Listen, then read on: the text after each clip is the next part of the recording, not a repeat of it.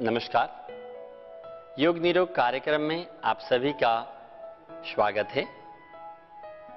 मित्रों, आज हम बात करेंगे वज्रासन के बारे में। वज्रासन के लिए दोनों पैरों को सामने फैला दें। उसके बाद दाहिने पैर के घुटने को मोड़कर दाहिने पैर के नितंब के नीचे रख दें। जब दाहिने पैर के पंजे को दाहिने नितंब के नीचे रख दें, उसी प्रकार से बाएं पैर को मोड़कर बाएं पैर के पंजे को भी बाएं नितंब के नीचे रख दीजिएगा। एड़ियां बाहर की तरफ और पैर के पंजे मिले हुए, ये कह सकते हैं अंगूठे के ऊपर अंगूठा। दोनों घुटने इस प्रकार से मिले हुए, कमर सीधी, पीठ सीधा, गर्दन सीधा, आंखें बंद।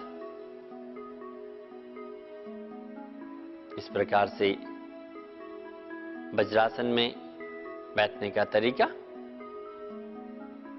जितनी देर आप आराम से इस स्थिति में बैठ सकते हैं, बैठना चाहिए। और अति उत्तम है खाने के बाद लगभग 5 से 10 मिनट अगर आप इस आसन में बैठते हैं तो आपका हाजमा सही प्रकार से होता है। वज्रासन आपने सामने से देखा। हमारे पैरों की एक्चुअल स्थिति क्या होनी चाहिए, उसे समझने के लिए मैं पीछे से आपको दिखाता हूं। दाहिने पैर को मोड़कर दाहिने पैर के पंजे को पीछे नितंबों के नीचे इस प्रकार से आप रख दें। जब आप दाहिना पैर रख दें, उसके बाद बाएं पैर को भी मोड़कर बाएं नितंब के नीचे रख दें और घुटने के ऊपर अंगूठे के ऊपर अंगूठा आप पीछे देख सकते हैं। बाएं अंगूठे के ऊपर दाहिना अंगूठा, एड़ियां बाहर की तरफ निकली हुई, दोनों नितंब आपके पैरों के तलवों पर, कमर पीठ बिल्कुल सीधा। इस प्रकार से मित्रों, वैसे तो बहुत अच्छा है अगर आपके नितंब अपनी पिंडलियों को बाहर निकाल दें। ध्यान से देखिएगा, आपके नितंब अगर जमीन पर लगें तो ये ज्यादा अच्छा है। लेकिन शुरुआती दिनों में आपके टखने और घुटनों में ज्यादा दर्द होने की संभावनाएं रहती हैं। इसलिए शुरुआती दिनों में, जैसे मैंने आपको पहले बताया, उस प्रकार से कर सकते हैं। जब आपका नियमित अभ्यास हो जाए, आप साधना में परिपक्व होने लग जाएं, आप पैरों को इस प्रकार से रख सकते हैं। अगर आपको कोई दिक्कत आए तो जैसे मैंने आपको बताया कि पैरों को इस प्रकार से रखना है, तो कभी आप पैरों को इस प्रकार से भी ध्यान से देखिएगा, आप रखकर उस दिन अभ्यास आप कर सकते हैं। अगर आपको बैठने में दिक्कत हो तो आप कपड़े का सहारा ले सकते हैं।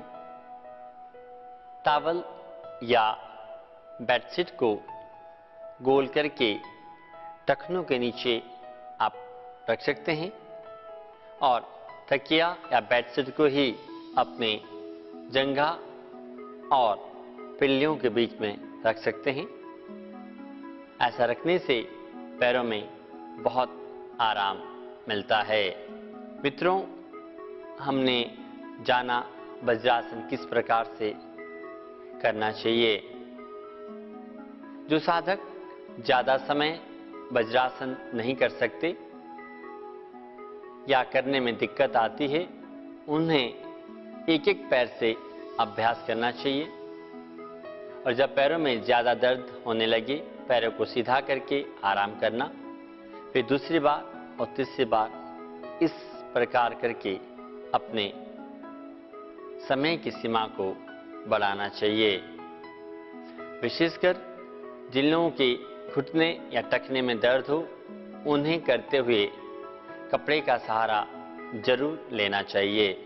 वज्रासन दिखने में बहुत ही आसान है, लेकिन बहुत ही फायदेमंद है। वज्रासन करने से पेट पर सही प्रकार से रक्त का संचार होने के कारण पेट से संबंधित समस्याओं में बहुत आराम आता है, जैसे गैस, एसिडिटी, कॉन्स्टिपेशन के लिए वज्रासन बहुत अच्छा है। पैरों की मांसपेशियों को मजबूत करता है और पैरों में रक्त का संचार सही प्रकार से पहुंचाता है। जब हम वज्रासन में बैठते हैं तो जंघाओं और पिंडलियों पर दबाव पड़ने के कारण पैरों की मांसपेशियों में रक्त का संचार सही प्रकार से होता है। नियमित इस आसन में बैठने से घुटने और टखनों की बीमारियों में, विशेषकर घुटने और टखने की दर्द में आराम मिलता है। लेकिन मैंने आपको बताया, घुटने या टखने में दर्द हो तो टॉवल या बेडशीट का सहारा लेकर कंफर्टेबली करना है। महत्वपूर्ण है, करते हुए दर्द नहीं होना चाहिए, सिर्फ हल्का खिंचाव होना चाहिए। अगर करते हुए दर्द हो रहा है, मतलब करने में कहीं ना कहीं गलती है, इस बात का विशेष ध्यान रखें।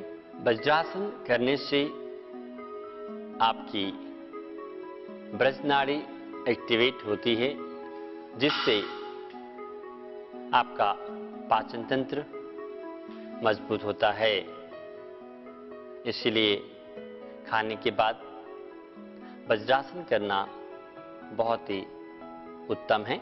मित्रों, आज हमने जाना वज्रासन के बारे में। कल फिर मिलेंगे नए आसन और प्राणायाम के साथ। तब तक के लिए नमस्कार।